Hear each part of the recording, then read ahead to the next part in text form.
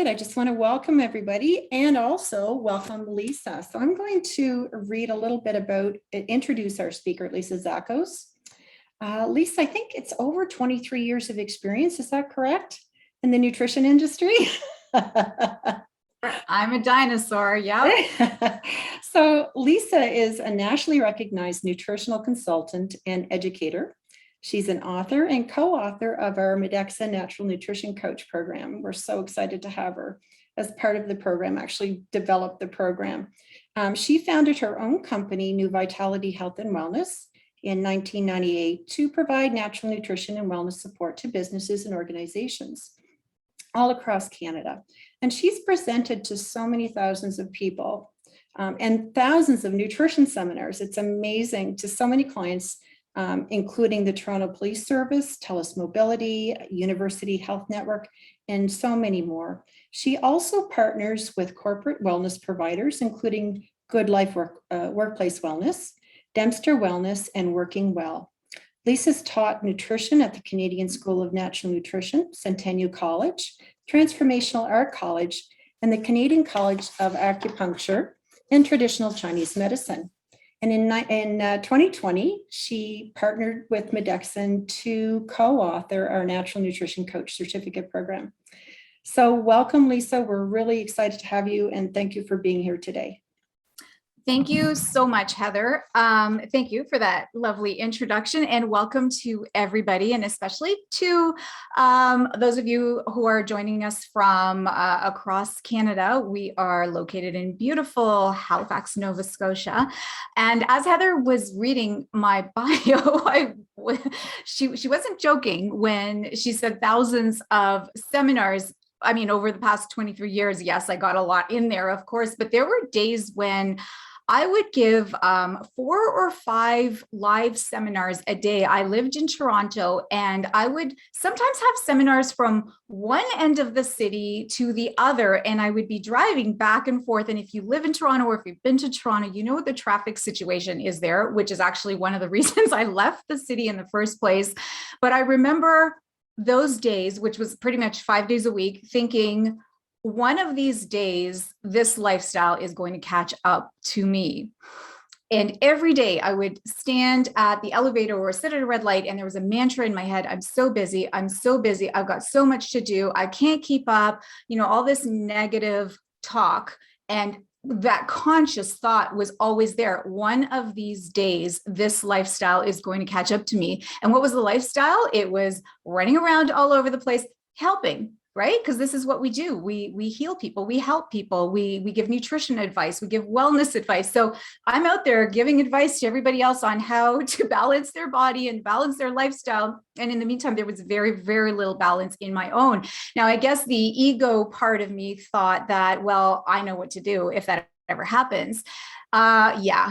A year ago, and Heather will remember this clearly, I spent 5 days in the hospital as a result of stress-related heart problems. So it didn't take that long to catch up to me, because there had been a lot of opportunities for crashes in the past. And I would work hard and play hard. And this was my life: work hard, play hard. I'd work hard 9-10 months a year. And in the summer, I was so exhausted that I could barely function. So I ended up taking the summer off just to recover. So in a way, I was an adrenaline junkie. I got off on that lifestyle. It excited me. It made me really focused, but it took a toll, because this kind of chronic stress that most of us experience, I'm not alone in this, all of you can relate to what I'm saying here. This type of chronic stress is not what the human body is designed for. We are designed for survival. Our ability to adapt is hardwired in us, but it's for things like famine, for trauma, for being out in the jungle picking berries, and suddenly a lion or a saber-toothed tiger jumps out at you. That fight or flight response is hardwired in us, but our life today is not like that. That's not the kind of stress that most of us experience on a regular basis nowadays. Nowadays, it's that insidious day-to-day stress, the bills, the constant traffic, the constant emails, the never being able to catch up with your work. So all of these things are changing not only the way that our physiology works, but it's also changing the way our brains work. You've probably heard about neuroplasticity. Thoughts create proteins. So when we constantly have those thoughts, like I was having when I was stuck at a red light, I'm so busy, I can't keep up with my work.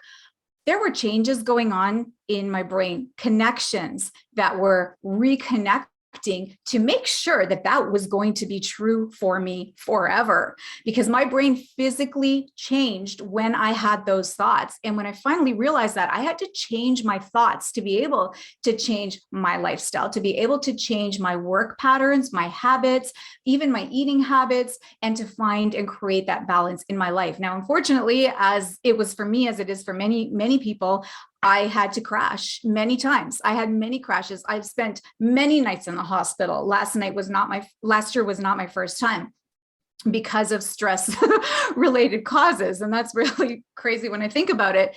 But what we're talking about today, and especially for those of you who are MedeXN students, you have a good background in this already. So today I'm going to piece it all together for you. I'm going to relate it a little bit to the pandemic, because this past year has been so unique for the entire planet. We're all in this together right now. We are experiencing unprecedented stressors. And before we launch into it, I have a quick question for you all. And Heather, if you can help me out with the answer here. Have you ever felt burned out? Yes or no? All right, the answers are coming in. And it looks like everybody. Oh my goodness. Wow. So this is very interesting because 100%. before the 100%, oh my goodness. Before the pandemic, 32% of women and 28% of men who were surveyed in various polls considered or thought that they had been burnt out at some time or another. I've been doing this webinar in for various corporations over these past 6 months or so, and the numbers that are coming in are over 90%. And that is since the pandemic. So this is very interesting. Now, it could also be because we have a different awareness now of what burnout is compared to what we used to believe. And as a matter of fact, the World Health Organization does have a definition for burnout. Burnout is a real thing, but they call it an occupational phenomenon. So the WHO describes burnout as chronic workplace stress that has not been properly managed. And when you can't manage your stress because you have too much work to do, because there's conflict in your work environment, for example, or maybe your personal life is busy and it's taking a toll on your work life, several things happen. 3 criteria specifically: you can't meet your work demands. So you just can't keep up with your work, and you feel depleted of energy. And of course, when you're tired and you're not motivated, it's hard to keep up with your work. It makes it even more difficult. The third thing that happens is that you begin to distance yourself from your job. You start to dislike it. You develop negative feelings towards work. You don't like going in on a Monday morning, or if you're working from home, you don't like logging in on a Monday morning. If you ask anyone who works for, who does training for St. John's Ambulance or who's an ambulatory care worker, they will tell you that more heart attacks occur before 9 a.m. on Monday mornings than at any other time during the week, because of this work-related stress that so many people experience. So you have negative feelings. You may even develop depression or anxiety, irritability. And of course, when you're working with other people, having negative feelings and bringing that to the workplace makes work life even more difficult, not just for you, but for everybody else. And the end result, of course, is that you're just not as productive. You're not as efficient. Now, burnout is the result of, as I said, small amounts of chronic stress that we call micro stressors. And even though the WHO just calls it it refers specifically to the occupational context, when you understand the physiological response to stress, you start to appreciate that you cannot separate work stress from the rest of your life.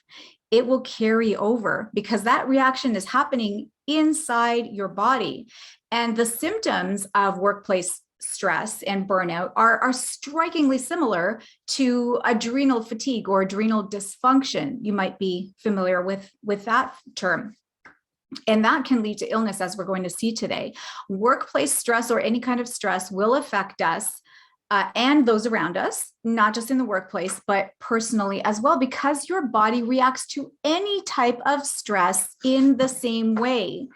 So you are foraging in the woods and a saber-toothed tiger jumps in front of your path. Within seconds, 1,400 chemical reactions occur within your body.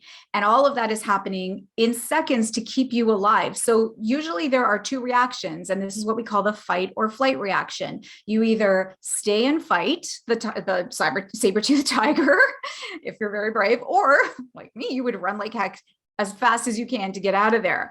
So there's a cascade of reactions that are going on in your body to make you superhuman, to give you the power and the energy to do this. Now, before we get into the general adaptation syndrome, which was a term coined by Hans Selye, who passed away about 50 or so years ago. He was a Canadian biochemist. He lived in Montreal, and he gave us the term stress, which he initially called eustress, EUSTRESS, and then we dropped the EU later on. But he was like a mad scientist, and he did work on research on animals and, getting hamsters and rats and mice to run on wheels very, very quickly, and then cut them open and looked inside to see what was going on with their hormones. And he figured out that there were three distinct phases of the stress response. Phase 1 is the alarm reaction, and this is our fight or flight. Phase 2 is resistance, and this is the stage where most of us live all the time. And phase 3 is burnout, or the exhaustion phase. Let's talk about phase 1, because there are actually two stages in phase 1, because stress is not always a bad thing, right? Not all stress is bad. Some stress is really, really positive, like you're getting married, or you have a new house, or a new job, or you're expecting a baby, or there's lots of positive things that happen in our lives, and not just big things, but even every single day, like the weekend is coming and maybe you're going to a farmer's market, or there's a party or a holiday. The holidays are coming up. So even though there's a lot of stress that comes with the holidays, there's also a lot of fun stuff that comes along with it too. All the socializing, especially after this drought, the socializing drought we've had for the last few years. So stress is good. Day-to-day happy stresses, or even just like getting excited about your job and being motivated, those are good, or excited about a workout you just did. Awesome. That's good. But there's also toxic stress. And this is where we're going to focus today. Stress is good. Toxic stress is not good. So we're going to call the early alarm positive stress, and the late alarm is the toxic stress. And this is where we experience the stressed and wired phenomena. So to differentiate here, your body is actually going to go through a very similar response, whether it's a good stress or a negative or toxic stress. The thing about the good stress is that it's over. It happens, it ends, and then you move on to another positive stress. But with the late alarm stress, this is stress that doesn't end. Like you have a sick parent, you have bills that you just insurmountable bills, or your house is falling apart and you don't even know where to start, and you've started 30 projects and you can't finish any of them. The day-to-day, like your kid. I mean, think about mornings, right? You wake up in the morning, you're tired, you want to hit your alarm, but you can't. You've got to scramble to get everybody in your house fed, the kids, the dog. You forget to eat yourself because you haven't had any time. You're trying to get everybody else ready. And then your kids don't want to go to school. They didn't finish their homework. It's just a mad rush. And suddenly you're out the door, you're hypoglycemic. Now you're stuck in traffic. That's just a regular morning for most people. And that's before you've even left the house. And then you've got the whole rest of the day. These are not positive stressors, right? This is our life for the most part. Now, phase 2 is the resistance phase. So this is after your adrenaline and your cortisol have shot up in phase 1. In phase 2, your cortisol stays high, your adrenaline comes down, and this is where we begin to experience the symptoms of having gone through this fight or flight reaction that just keeps on going, because you can't stay in fight or flight for too long. You'll have a heart attack. Your heart can't take it. Your body can't take it. Your adrenaline has to come down at some point. And adrenaline is really like a hormone that makes us superhuman. When that comes down, but your cortisol stays high, then you're in phase 2. And in the resistance phase, we're still stressed, but instead of being wired and having all this energy like we had in phase 1, now we're tired. This is where we're sleeping through our alarm in the morning. We might have road rage. We're getting headaches because our shoulders are up to here all the time because you're just tense all the time. You don't have time to relax. You don't have time to get a massage or take a bath. In phase 2, this is where we start waking up in the middle of the night. Did I say that already? We are just emotional and we're just not feeling happy. We're really feeling the effects of the stress here. And this is where a lot of the symptoms start coming into play. This stage can last for a couple of days, for a couple of weeks, for a couple of months. I've met people who have been in phase 2 of stress for months and months and months and months and months. And they know that because they have that sleep insomnia where they're waking up at 3 o'clock in the morning with their minds racing and the chattering monkeys in their ears, and they can't seem to turn it off. This is phase 2. Phase 2 is where all the warning signs come in. And if we don't take the opportunity to do something about those warning signs and do something about our stress, it doesn't matter how many pills you take, how many supplements you take, how much exercise you do. If you don't do something about your stress, then you may end up in phase 3. And this is the exhaustion phase. This is burnout. The effects of toxic stress here are really taking effect. And Hans Selye found that in his research, when his animals reached phase 3 of the stress response, they survived for only 4 days before the effects of stress took their toll and ended their lives. Now, thankfully, humans are much, much more resilient.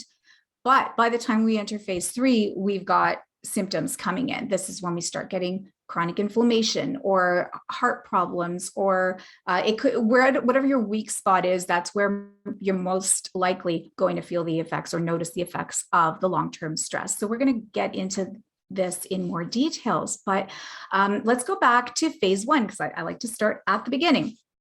Now, the normal stress response involves both your nervous system and your endocrine system, and then your entire body. But primarily, the stress response starts with your brain, with the amygdala in your brain, which perceives a situation as being threatening or overwhelming or stressful in some way. Now, your nervous system is divided into 2 parts. So we have the sympathetic nervous system. This is what takes care of our fight or flight response. And we have the parasympathetic nervous system. This is our rest and digest response. And we want to be in this system for the vast majority of the time. Okay, so in the sympathetic nervous system, when that is turned on, the things that are going to happen in your body are your heart rate's going to increase, your pupils. Okay, so imagine, right? A saber-toothed tiger runs into your path. How is your body going to react? This is what happens. Your heart rate goes up, your pupils dilate. So you're super hyper focused on what's in front of you. Your muscles tense up. You are ready to fight or run. Your blood goes right to your extremities to provide energy for your muscles to run or to stay and fight. All your senses are heightened. Your body's not doing anything else. You're not hungry. You don't have to pee anymore. Your digestion shuts down. You cannot eat. You cannot digest when you're in this state because you're trying to save your life. Your body's going to burn through certain nutrients like your B vitamins, vitamin C. Now, it's interesting about vitamin C. I want to pause here for a quick second because humans are one of the only species that don't make our own vitamin C. Most other species do. I think it's baboons, humans and baboons. That's it. We don't make vitamin C. And we don't even store it except for a very, very small amount, about 60 milligrams, which is about the amount you'll get in an orange. And that 60 milligrams is stored in your adrenal glands. Now, your adrenal glands are triggered during the stress response. So picture this scenario, because if you're practicing, you've seen this happen to many of your clients or to yourself even, where you're going on a vacation and you're super excited about your vacation and you're looking at it on the calendar and you've got a ton of work to do before then. So you work day and night, you work 2-3 extra hours a night, you bring homework with you, you spend weekends working, trying to catch up and get all your work done, and then all your home responsibilities done before you hop on that plane to go to the Bahamas or wherever you're going. And as soon as you get on that plane, you notice that your throat is scratchy, or you get the sniffles, or you get a migraine, you get sick. Why does that happen? Because your body was waiting until you could rest in order to whop you with some kind of cold or virus. It waits. And part of the reason for that is because we're using up our vitamin C when we're working so much, putting in all those extra hours. Your body is in a state of stress. Your sympathetic nervous system is overactivated. And then when you finally have time to get back into the rest and digest response, that's when your body sees the opportunity to get sick and you've depleted all your vitamin C. Okay, let's go back to this. So like I said earlier, when you're in that fight or flight, your adrenaline and your cortisol shoot up, they're released, and they are ready to rock. Now, in your parasympathetic nervous system, this is where we want to be most of the time. This is where we rest and digest. Your heart rate is normal. Your breathing is calm. Your muscles are relaxed. Your pupils are constricted. You have a broader, more peripheral vision, broader focus. You can digest. Your saliva, your digestion, all of those are normal increase. And your adrenaline levels are normal. So let's say you're in the workplace and you get a call from your boss and come into my office. We need to have a little chat. Okay. Well, what are you going to do? Your body's going to go into fight or flight. So there's no saber-toothed tiger here, but this is our day-to-day stress. So your body goes into a lesser version, but a version of fight or flight. Your heart rate goes up, your pupils dilate. Now, you can't exercise your body's natural fight or flight response in this situation. Like, you can't punch your boss, you can't run away. You have to go in there and face the music, whatever it is. So you walk into the boss's office in fight or flight. The boss is just looking for a file, just wondering where, asking you a question about a client or something. Okay, nothing to be worried about. So you calm down, your body goes right back to the parasympathetic nervous system, rest and digest. The fight or flight is over. So this is normal. This is what should happen. But this is not what's happening with other stuff in our life on a day-to-day basis. Okay, so that's the nervous system. So like I said, your brain perceives stress. So your brain is going to look at a situation and say, I can't deal with this. This is too much. This is scary. This is a threat. It's funny when you have conversations with different people who are in the exact same situation. And some of those people are thinking this is a terrible situation and it's very stressful, whereas others are like, yeah, that's life. This is how it goes. This will pass. It'll be okay. And we'll learn from this, right? It's like cup half full, cup half empty. Stress is not something that happens to us. It's how we perceive our situation, our circumstances. So when you look at something and say, this is too much, that's the amygdala in your brain, which triggers this whole HPA, hypothalamic pituitary adrenal axis, to be activated. So your sympathetic nervous system gets triggered when you experience what you think is stressful. Right away, epinephrine and norepinephrine are released. That now you're in fight or flight. In 10 seconds, your HPA axis is stimulated. Your hypothalamus, noticing the elevated norepinephrine and epinephrine, secretes a hormone called cortico-releasing factor into your blood.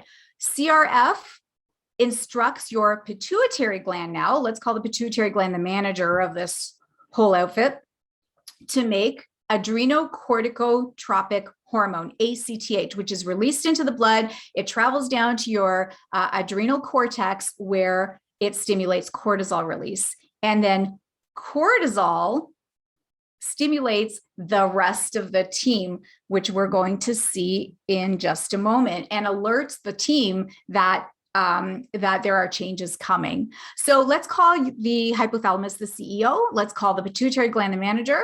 Your team is the adrenal glands, the pineal gland, the thyroid gland, the pancreas, and the sex organs, testicles and ovaries. So when you experience stress and the HPA axis is stimulated, Your adrenal glands, which are your main regulators of the stress response, make more cortisol, make more adrenaline. I'll talk more about this in a minute. Your pineal gland is stimulated. Your pineal gland regulates your sleep cycles. So when your body experiences stress and you have this HPA axis response, your sleep is most likely going to be disrupted in some way, because melatonin and cortisol are on opposite curves. So we'll see this in just a second, but when your cortisol is disrupted, your melatonin gets disrupted as well. Okay, so we've got your sleep. Then we've got the thyroid. Now, the thyroid and the adrenals are part of the same system. Actually, all of these are. They're part of the endocrine system. Your thyroid does so much. It regulates your metabolism, first of all, your body temperature. It determines whether you're going to gain weight or lose weight and how many calories you're going to burn a day. And then there are other symptoms that come along with thyroid disorders like hair loss, fatigue, feeling cold, body temperature. So your thyroid is disrupted. Your pancreas is disrupted. Your pancreas's main role is to regulate your blood sugar. So your glucose metabolism, or the way your body regulates blood sugar, is completely disrupted. You might experience hunger, cravings. You might be hungry when you're normally not hungry. Your blood sugar will start going up or down more drastically, and you may experience insulin resistance as part of the stress response. And then we have our testicles and or ovaries. Our reproductive hormones get disrupted during periods of stress too. So this is interesting. Your adrenal hormones like cortisol can actually be converted into testosterone or estrogen. And it's very difficult to get pregnant when you're going through long-term stress, when you're always in HPA, when it's always activated, because that cortisol is going to interfere with your sex hormones and your reproductive hormones. So going back to the WHO's definition of burnout, how can we say that it's limited to the workplace when all of these other things are happening in your body? You can't separate the two. Now, cortisol's got a bad rap. Like, we always blame it for everything, and with good reason, but cortisol was actually in our bodies for a good reason. Whenever I'm stumped on a question about, because like nutrition is so fluid. Nutrition research is always changing, and we're constantly trying to keep up with the new information and also the trends in nutrition. So whenever I'm looking at, well, is this trend actually valid or not? Does it make sense? I always like to think back to how the body was designed. Why are we the way that we are? Now, cortisol is there to actually save us. So back in the day when we could be confronted by a saber-toothed tiger, or when there was a famine or some other major stressor or major trauma that our bodies are designed to cope with, we would have adrenaline and cortisol shoot up initially so that we could fight or flight, but then they come down. Now, when they come down, if cortisol does stay high for a longer period of time, it was usually during a period of famine. So adrenaline first is up to help us stay awake and alert, instead of sleeping, we're out foraging for food, trying to save ourselves, save our families. When adrenaline comes down, if cortisol stays high, it's because the famine is over, and then we want to replenish the weight that we lost during the famine. It's an opportunity for the body to recover from that initial fight or flight. So some of you are already thinking, well, this is making sense, because after a period of stress, I tend to gain some weight around my belly area. And this is exactly what happens, is we put on weight after a period of stress, because this is what our body is innately designed to do.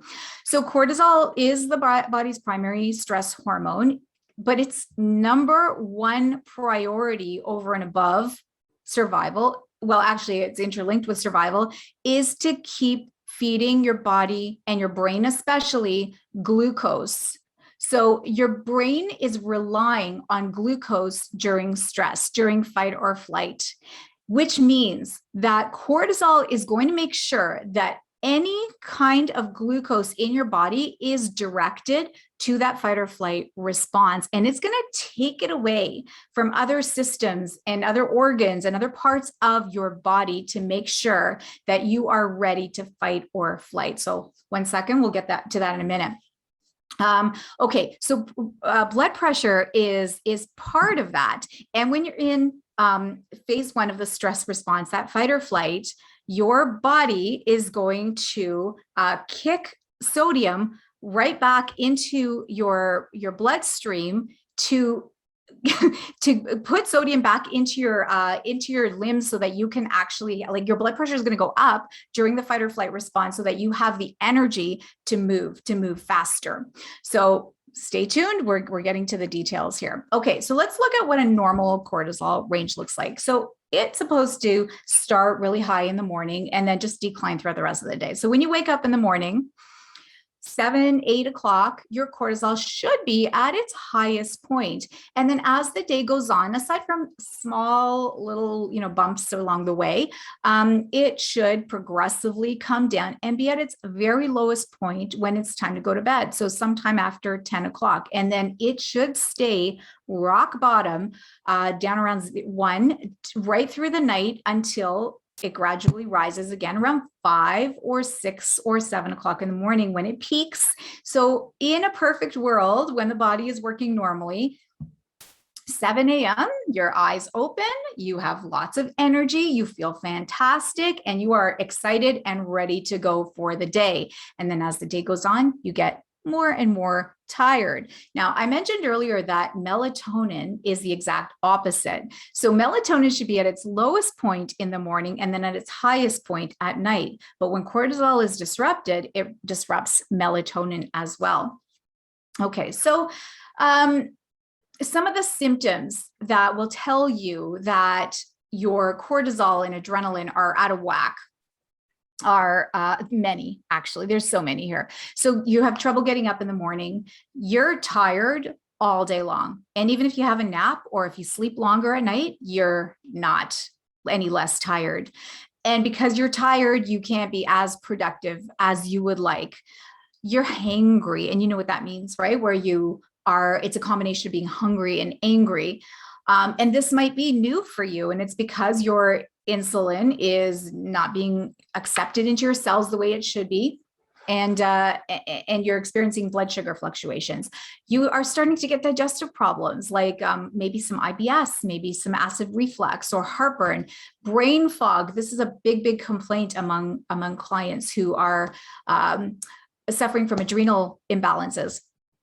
You just feel like you're in a cloud all the time. Insomnia. And honestly, in all the years that I've been doing seminars in corporate nutrition and in one-on-one nutrition, this is the number one biggest complaint, is not so much having trouble falling asleep, but staying asleep and waking up in the middle of the night. And that is a clear sign. Now, by the way, if you or your clients are waking up in the middle of the night and you're hungry, very hungry, this is a pretty good sign that there are blood sugar issues. I would refer them to their doctor to get their blood sugar levels tested. Okay, compromised immune system. So again, when we are in fight or flight, the immune system uses a lot of glucose, but immunity is not a priority if there is a tiger in your path wanting to eat you. So your body will take, as a result of cortisol, will take glucose away from your immune system and redirect it to your brain and to your muscles to get the heck out of that situation. So what happens next? Your immune system gets compromised. You get inflammation. It might lead to autoimmune disease or more allergies, asthma, infections that just won't go away or heal. Premature aging. I read once that for every year of chronic stress that we have, we age the equivalent of 7 years. You may have come across people who experienced a major trauma and their hair went from dark to white seemingly overnight. One of the B vitamins is responsible for pigmentation in your hair, and B vitamins are used up very quickly by the nervous system when you're experiencing a lot of stress. So that makes a lot of sense. Your sex drive is low because another adrenal hormone is DHEA, which is partially related for, responsible, for having a good libido, a good sex drive. And it's one of the first things to go when you're under stress, of course. Now, this is interesting. You feel lightheaded when you go from a sitting to a standing position. This has to do with aldosterone and your blood pressure, which is affected by fluctuating cortisol levels. And in addition to that, you may experience strong cravings for salty tasting foods or for sweet foods. Now, if you're experiencing cravings, especially sudden cravings for sweet foods, it's probably because of your blood sugar. Strong cravings for salty foods, probably because your aldosterone is messed up because of cortisol, or it could be because your thyroid is affected also because of cortisol. And then, of course, that belly fat that we all know and love. Belly fat has 4 times more cortisol receptors as fat cells in other parts of the body, which means that the more belly fat we have, the more cortisol we make, the more estrogen we make, and the more inflammatory markers or the more inflammation we have. And inflammation doesn't just happen in one area. Inflammation anywhere is inflammation anywhere. So suddenly you've been under stress, and suddenly that old injury you had from high school is rearing its ugly head again. And like, where did that pain come from? It's been 20 years since I felt that pain. It's inflammation as a result of long-term stress. So quick poll question again for you, just to break up the seminar for a second. What is your most common complaint currently about how you function? Fatigue, and if it's not you, it could be, what are you hearing from your clients or the people you work with? Fatigue, insomnia, changing energy levels, something else, or all of the above? So we've got the answers coming in. We'll wait a few more seconds. Oh, we've got a whole mix. All right, I'm going to share the information with everyone. Fluctuating energy levels, yeah. Okay, thank you. Yes. Now, all of these, of course, could have other causes and other factors, but changing energy levels, one of the things to rule out first, even before you address sleep, is blood sugar issues, because you eat something like carbohydrates, your blood sugar goes up. A couple of hours later, that blood sugar, the food has been digested, the carbohydrates, the glucose has been used, your blood sugar levels go down, and then you want more carbohydrates, more food. Now that doesn't always translate to hunger. A lot of times that just translates to energy, where you feel good and energized, but then you don't, you feel tired. And a lot of us will resort to eating something because we know that food provides energy. But instead of eating carbohydrates, which will give us a very temporary source of energy, instead, we want to have some protein. So I'm going to get back to that later.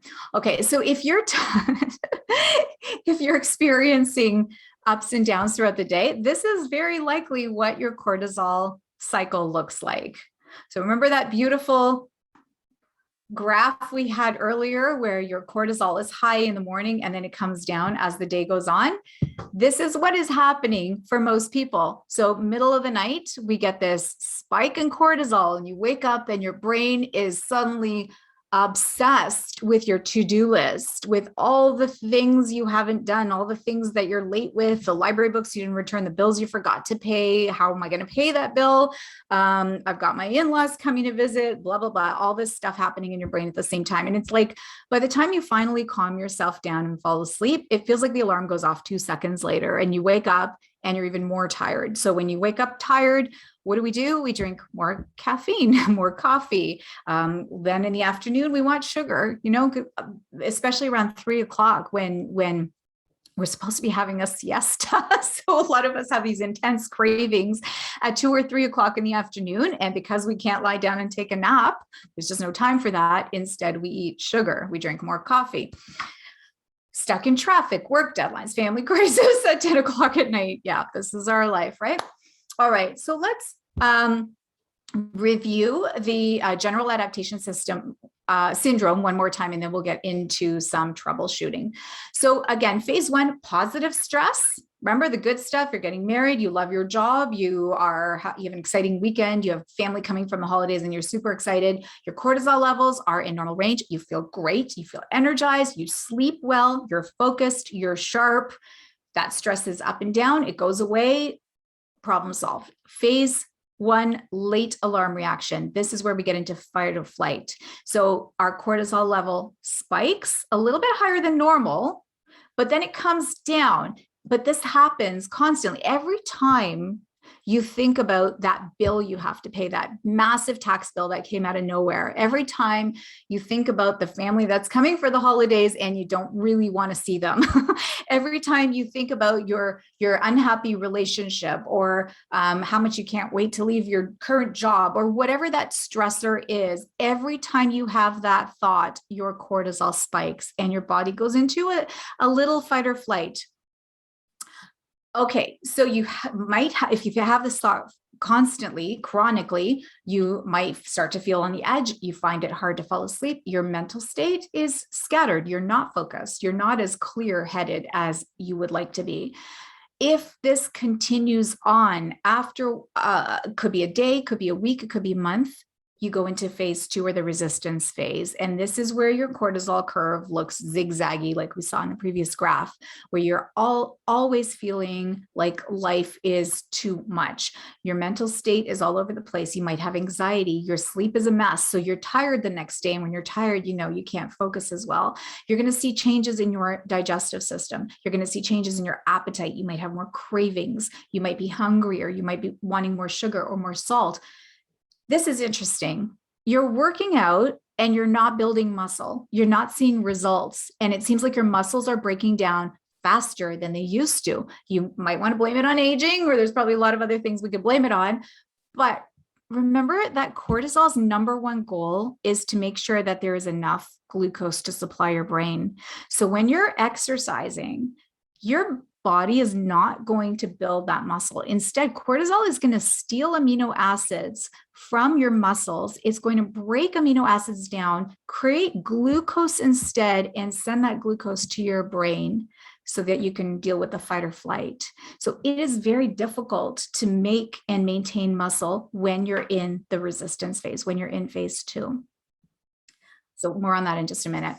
You might experience inflammation. Again, remember, your immune system is going to be repaired for the same reason, because glucose is being diverted away from your immune system, goes to your brain for fight or flight.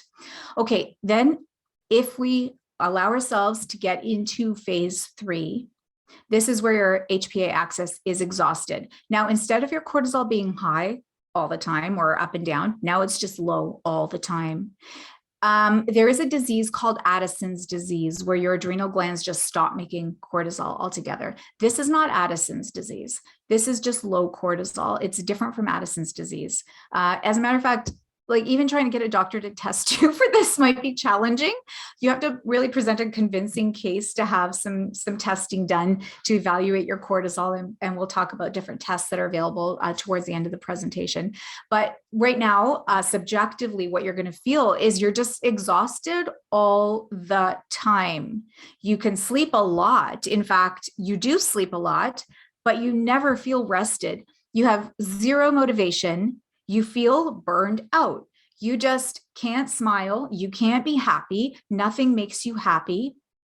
Your blood sugar is all over the place, contributing to why you're so tired. Now, instead of your blood pressure being high, like it might be in phase 1, your blood pressure is low. So again, when you stand up, you might feel lightheaded. You're noticing changes in your body as far as your immunity goes, like you're more sensitive to things. You have trouble digesting even more than you did before. And if you're in burnout, then you know it.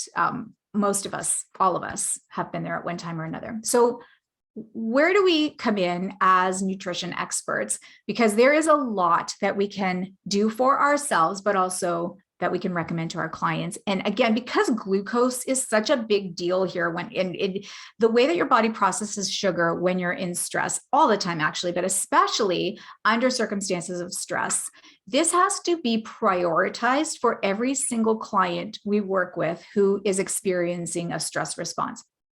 So balancing blood sugar is our number one priority here. Now, the symptoms they might have, or we might have, are sugar cravings. Okay, so now sugar doesn't just mean candy. It can be starchy foods. It can be bread, pasta, rice, potatoes, ice cream. Interesting about ice cream, And some of the starchy foods is they also provide tryptophan, and tryptophan makes serotonin. So now we're back to our nervous system and neurotransmitters that also come into play when the HPA axis is activated. So we have to deal with sugar cravings or starch cravings, that intense hunger where you feel hangry. And you need to eat right now. And when you're hangry, no one's looking for chicken salad. You want carbs. You want sugar, coffee with sugar in it, starchy foods, potato chips, a muffin, a chocolate bar.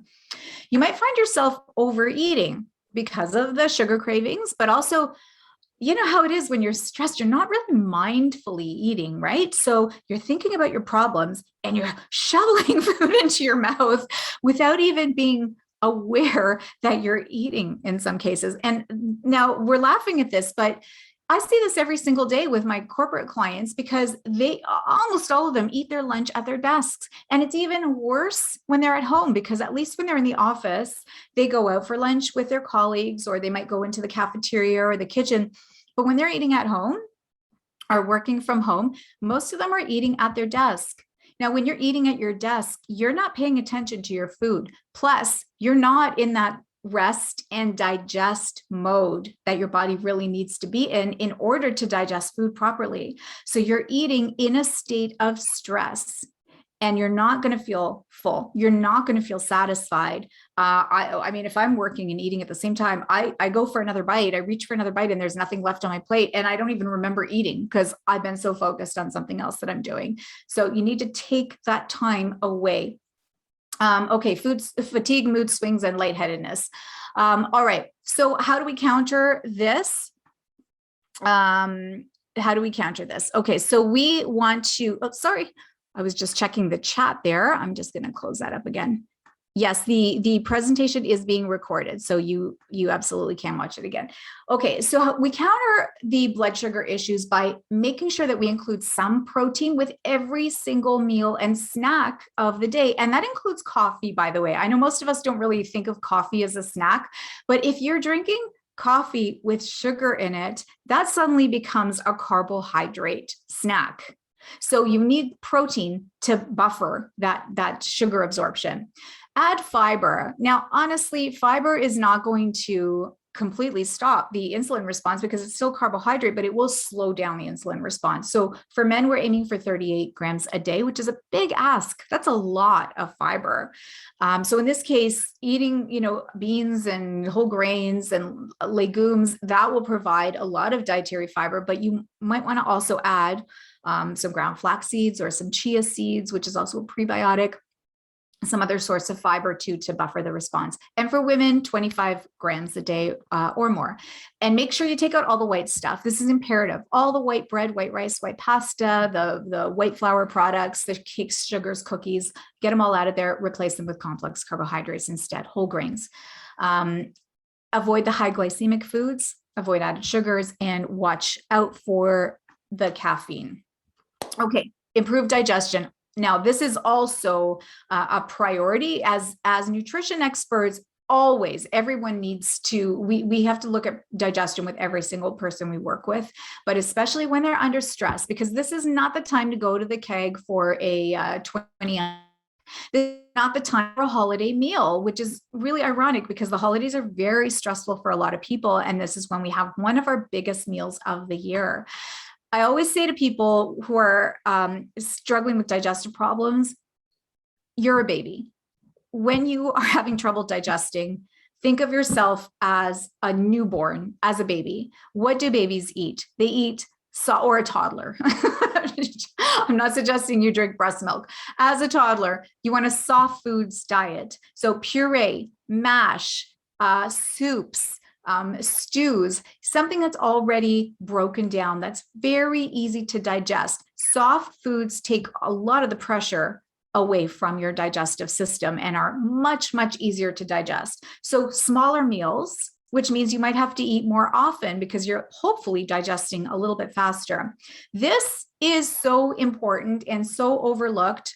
Remember, rest and digest, right? We want to be in the parasympathetic state in order to digest properly, PSNS. We cannot digest when the nervous system is in the sympathetic state. So how do we get into the PSNS?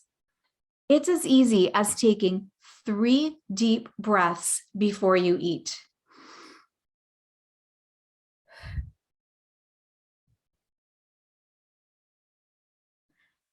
Three of those deep breaths will take your body, your nervous system, from the sympathetic state to the parasympathetic state, allowing your digestive system to, it's like pressing the on button to a factory, so suddenly your mouth starts making more saliva, your stomach starts making more hydrochloric acid, your pancreas, your small intestine, your liver, all of those digestive organs and accessory organs are activated to help you digest the food that you're eating. It could be taking a couple of moments to say a prayer, to give thanks, to contemplate the efforts that went into preparing the food that you're about to eat. But if there is one thing here, one thing that you can do to improve your digestion, it's this. Also, the more work you do up here, the less work the rest of your system has to do. So chew carefully, take that time to eat, even if it means stepping away from your desk. Now, realistically, and I always say to clients, like, how long does it take you to eat a meal? 5 minutes? You can step away for 5 minutes to eat that meal. It's not going to make a big impact in your work, or it might in a more positive direction, because you will feel more focused if you can take that 5 minutes to eat, to digest, and then to return to work. And if you find that it's still a struggle to digest and that you're getting symptoms like acid reflux and a lot of gas and burping, then you can pick up digestive enzymes at a health food store. Foods that have lots of digestive enzymes are ginger, papaya, pineapple, and also take a capful of apple cider vinegar in the morning or before a meal. Antioxidants are important when you're under stress because of the inflammation that cortisol triggers. During inflammation, you make cortisol to calm the inflammatory response. So that's kind of ironic. So your body needs antioxidants. And although we make antioxidants, we're just not making enough to combat all the inflammation that's occurring during stressful times. So focus on the brightly colored fruits and vegetables, dark berries, spinach, kale, arugula, beets, plums, red grapes, etc. Okay, supporting your microbiome is so critical. The more we learn about the microbiome, the more we realize that it's involved in literally everything that's going on in the body. 95% of serotonin is not made in the nervous system. It's actually made in the gut. So probiotics, there's so many of them: probiotics, prebiotics, and fiber. These are the 3 things that your microbiome needs. Probiotics like kefir. This is coconut kefir, one of my favorite things to include in my diet. Or you can try some milk kefir in some granola, fermented vegetables, miso. There are lots of sources. Prebiotics are like the precursors. They're fodder for the probiotics. So we want to eat as many prebiotics as we can. So it's really easy to get some garlic or chia, a banana into your diet. And then, of course, aiming for 25 or 38 grams of fiber.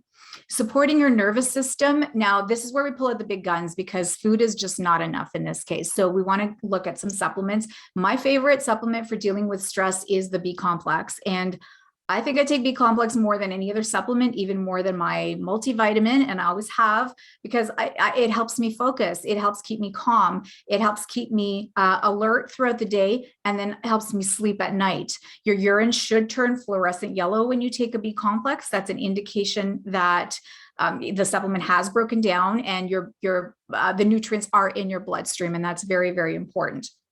You'll find B vitamins in dark leafy greens, whole grains, legumes, but a supplement that's B complex. So it means it has all 8 of the B vitamins in one capsule. That's what we're looking for to support the nervous system. So brain and spinal cord. So again, your initial reaction to stress.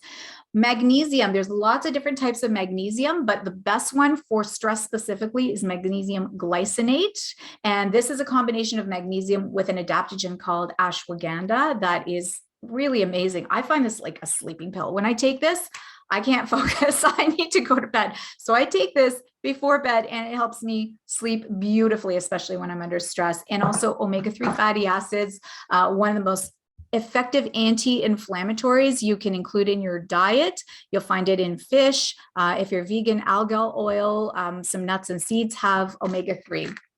Okay, so let's talk quickly, because we got to wrap it up in a few minutes, about how to eat and work out and everything during the 3 phases here. So if you're in phase 1, in your fight or flight stage, remember, protein is, blood sugar balancing is a priority for all the phases of stress, but especially in phase 1. So we're starting our day right with 20 grams of protein. Now, ideally, we want to exercise in the morning. And the main reason for that is to reset our melatonin, because it takes about 12 hours to reset melatonin. Sorry, I missed a part there. Exercise in the morning in the sunshine, if you can get outside or under really bright lights, because after you've slept, your melatonin is down and we want to reset it. It takes 12 hours for that to happen. So the more bright light and sunshine you're exposed to first thing in the morning, the better you'll sleep the next night because you've reset your melatonin. So ideally, let's exercise in the morning when your cortisol is high so that we can kind of like use some cortisol up, and also we have the most energy, and then you can get on with your day. Okay, it's important to have a little bit of time of fasting during phase 1. So trying to avoid the snacking. It also helps to reset your blood sugar if you can do that. And you're aiming for about 1 gram of protein, 1 gram of protein per kilogram of body weight.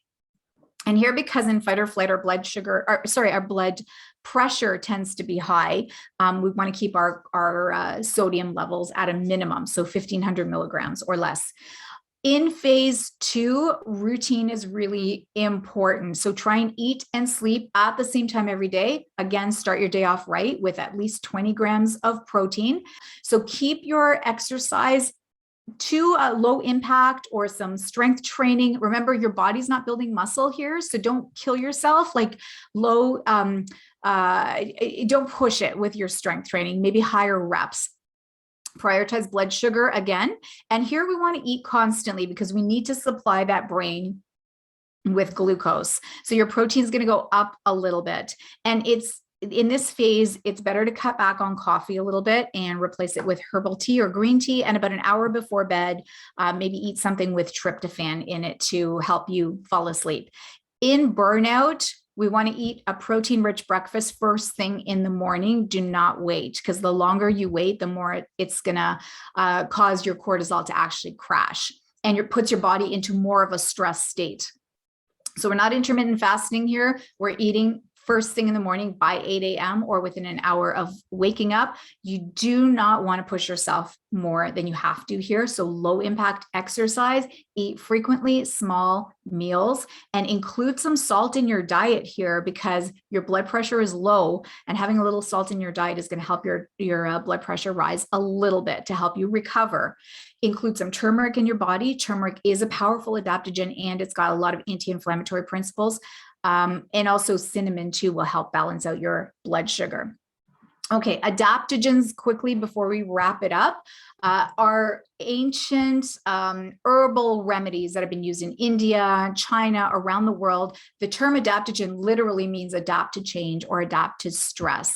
And you can find adaptogens in different forms at the health food store. There are 3 different categories. They're calming, nourishing, or stimulating. But you'll find that sometimes you'll find a whole combination of them. Where is my adaptogenic formula? You'll find a whole combination of different adaptogens in one supplement. So you can look for something like ashwagandha, which is like the most popular supplement right now.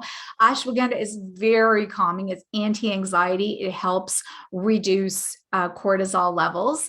And all of these adaptogens are they're not supposed to have any side effects, and it's very rare that they will have side effects. Of course, if you are on medication, run it by your doctor first, if your doctor knows what they are, or do some research on adaptogens before taking them. And the only caution here that I want to make sure that we understand is that we want to avoid the stimulating adaptogens before bed because you might not be able to sleep. Okay, so the best way to measure cortisol, and this is the last slide, is to do a saliva test. So you'll be sent 4 test tubes, or your doctor might provide you with 4 test tubes. You spit into the tube at 4 different times in one day, because this is the only way you can really measure your diurnal cortisol cycle, is to take it 4 times in one day. Just once a day is not going to tell you anything. So first thing in the morning to see if it's peaking at, the time it's supposed to, around noon, around dinner time, and then finally around bedtime. Now you can also do a urine test, but the saliva test is the gold standard. It's the one that we want to measure. And when you get those results, you'll have an idea of what your cortisol levels are doing. And then you might want to retake it again, retest again in a month or so. So just to wrap up here, again, a reminder that stress is not our situation or what happens to us. It is how we respond to our circumstances. And our response is something that we can choose and we can change. Because remember, the whole cascade starts up here with our perception. All right, I'm sorry I kept you a couple minutes late. I'll start off because I did have a question come in earlier, and it was about melatonin. So we're talking about sleep. What do you think about melatonin as a sleep aid? Oh, melatonin is a fabulous sleep aid. First of all, some people are just born with low levels of melatonin and just struggle with their sleep their entire life. When we're under stress, again, because our cortisol and melatonin cycles get all messed up, you're going to be tired at the wrong time of the day. You're going to be wide awake at the wrong time of the day. So taking some melatonin before bed, about 30 to 60 minutes before bed, will do that for you. It'll take the place of what your brain is not making. Melatonin comes in different forms. And the thing I want to mention about melatonin is that it works for everybody. Lots of people will say to me, it's not working for me. That's because you've taken the wrong dosage. So a lot of supplements are sold in about a 3 milligram dose. So you can start with 3 milligrams. If 3 doesn't work, then double it. Try going for 6. If that doesn't work, cut it back, go down to like 1 or 2. So play around with the dose until you find the dose that will get you to sleep within half an hour or an hour. The thing also about melatonin is you cannot take it on a regular basis. So you can take it for 2 or 3 nights, take a break, and then repeat again. I use it a lot with shift workers who really have no circadian rhythm. So they'll take it for about 3 nights, take a break, allow their bodies to try and find a rhythm on its own, because your brain will make less if you keep, taking it. But it's a fabulous supplement to take. There's a spray, pills, lots of forms, chewables, gummies. Yeah. So a reminder, just put your questions in the chat. Another question is about B vitamins. So we see a lot of B vitamins out there that they're sold separately, but do you recommend it in a complex? Absolutely. That is such a fabulous question. B vitamins are sold separately because sometimes we need more folic acid than other ingredients. Sometimes we need more pantothenic acid or vitamin B12 exclusively. Do I have that here? But under stress, your body needs all of the 8 B vitamins, and the best way to get them is to get a B complex that includes all 8 of them rather than taking individual B vitamins. Right. And when it comes to adaptogens, I think, did you mention what form you recommend that it should be taken in? Good question. Okay, so adaptogens are herbs, and generally herbs are best used by the body when they're in a liquid form. So a tincture, which includes all of includes the adaptogens in a liquid form. There's a bit of an alcohol base in here though. So, if there's an issue with alcohol, this is not your option, but a tincture for those of us who are able to consume alcohol. It's not going to get you drunk. You can still drive your car afterwards, but it's got that little bit of alcohol in it. So this would be ideal. But if the other option, of course, and if it's for a younger person too, tea. Adaptogens in the form of tea, like a Siberian ginseng tea or an ashwagandha tea, that is perfect. But liquid form so that your tongue can taste the herb, that taste will stimulate your adrenals or your nervous system or whatever system, liver, whatever system it's tapping into. Okay, awesome. We do have a question came in. So what foods would be best to get B vitamins from rather than taking a pill? Yeah, good question. Okay, the whole grains, so oatmeal, brown rice, brown bread, and dark leafy greens like spinach, kale, romaine lettuce. Whole grains and dark leafy greens will provide the most B vitamins. However, with that said, a lot of us are buying our salads all cut up in that clamshell box now, right? So when lettuce is cut up, the B vitamins begin to dissipate, as does the vitamin C and the other water-soluble vitamins. When we eat grains, we cook them, and heat exposure will cause the destruction of a lot of the water-soluble vitamins. So you do get some, but they're not great sources. And because B vitamins are water-soluble, they pass out of your body every 3 hours. So you got to keep replenishing them.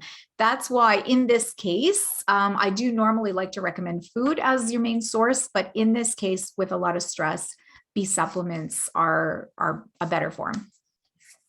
Awesome. I know I take a B complex myself because I need the energy, and I have a gene that predisposes me for not being able to absorb my B12 as readily. And I think there's, there are quite a few people out there that do have problems absorbing sometimes from their food. So the supplement actually is really helpful. And I think that is all of our questions. So we did go over a little bit, but oh my gosh, all of the information I know was so valuable. And as always, if you did have any questions, you'll be able to send an email to us, and we'll get it to Lisa to respond.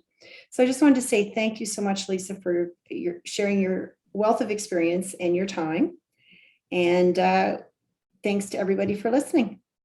Thank you so much. And as Heather said, any questions at all that you might think about tomorrow or the next day when you're trying to prepare a meal, or if it just pops into your head, please feel free to contact us. All right, great. All right. Bye-bye, everyone. Bye, everyone.